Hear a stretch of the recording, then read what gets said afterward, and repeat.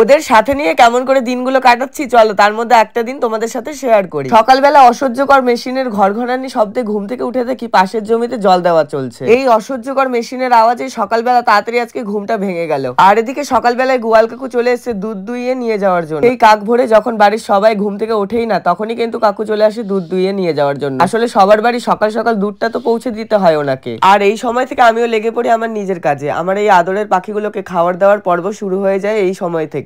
ওদের এই সোহাগাল্লাদের সময়গুলো দেখতে দেখতে ঘড়ির কাঁটাটা যে কখন বনবন করে ঘুরতে থাকে বোঝাই যায় না। আমি যেমন ওদের খাবার দেওয়ার যুদ্ধটা জয় করার চেষ্টা করছি তেমনি বাড়িতে ঘরের মধ্যে চলছে আরেকটা নতুন যুদ্ধ।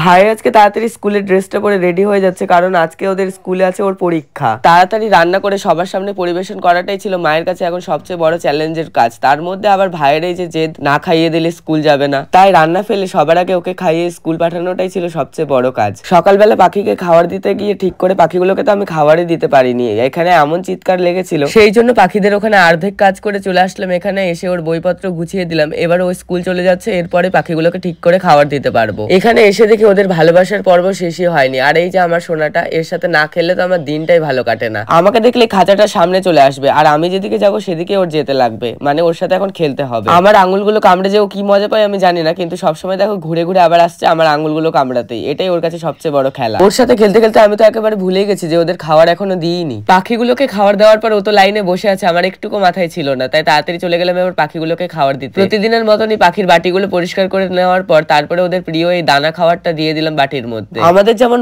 ভাত ছাড়া আমরা কিছু বুঝি না, তেমনই কিন্তু পাখির জন্য এই দানাগুলো। ওরা দানাটা ছাড়া কিছুই বোঝে না। দানাটা দেওয়ার পর তারপরে সাথে যদি এক্সট্রা কিছু খাবার দিতে হয় তাহলে দিই, কিন্তু এই দানাটা দিতেই হবে। খাবারগুলো দেওয়ার সাথে সাথে দেখো কেমন হামলে পড়ছে বাটির মধ্যে। আসলে খিদা পেয়েছিল তো আজকে অনেক দেরি হয়ে গেছে খাবারটা দিতে। ওদের খাবারটা দিয়ে নিজে স্নান করে খাবার খেয়ে বেরিয়ে পড়লাম নাচের ক্লাস করাতে। আকাশের এই মেঘগুলো যেন মনকে একটা আলাদাই প্রশান্তি দেয়। মনে হচ্ছে না অনেকগুলো ভেজা তুলো আকাশে উঠছে। এই প্রকৃতিকে সঙ্গে নিয়ে চলে যাচ্ছিলাম একটা আলাদাই জগতে, যেখানে সম্মান আছে, শান্তি আছে, ভালোবাসা, ভালো লাগার অনেক জায়গা আছে। সবকিছুকে পিছনে ফেলে চলে যাচ্ছিলাম সামনের দিকে একটা আলাদাই জগতে। এখানে ভালোবাসার শেষ নেই, অবিরাম ভালোবাসা নিয়ে ওরা অপেক্ষা করছিল আমার। ওদের নাচের ক্লাসটা করাতে ব্যস্ত হয়ে পড়েছিলাম, কিন্তু আমি ভাবতে পারিনি আমার জন্য এই জিনিসটা অপেক্ষা করবে। ক্লাসের মাঝখানে দেখি এক প্লেট আম চলে আসলো আমার সামনে। আম যে এই অসময়ে খেতে পাবো এটা আমি ভাবতেই পারিনি। আমিও সময় নষ্ট না করে তাড়াতাড়ি করে খাওয়া শুরু করে দিলাম। আর এদিকে বাচ্চারা নাচগুলো করছিল, নাচগুলো দেখছিলাম আর আমটা খাচ্ছিলাম। ওদের নাচের প্রতি ভালোবাসায় বারবার টেনে নিয়ে আসে আমাকে ওদের কাছে। আর এত কম সময় যতটুকু শিখিয়েছি সেইটুকুই যে ওরা ভালোভাবে আয়ত্ত করে নিয়েছে এটা দেখে আমি অবাক হয়ে যাই। যারা এখনো আয়ত্ত করতে পারেনি তারা কিন্তু নিজেদের হাল ছাড়েনি, এখনো চেষ্টা করে যাচ্ছে নিজেদের বেস্ট করার। আমিও প্রাণপণ দিয়ে চেষ্টা করছি ওদের শেখানো। এইভাবে সবকিছু মিলেমিশে একাকার হয়ে কেটে যায় আমার দিনগুলো। আজকের ব্লগটা এখানেই শেষ করছি, দেখা হবে নতুন ব্লগে।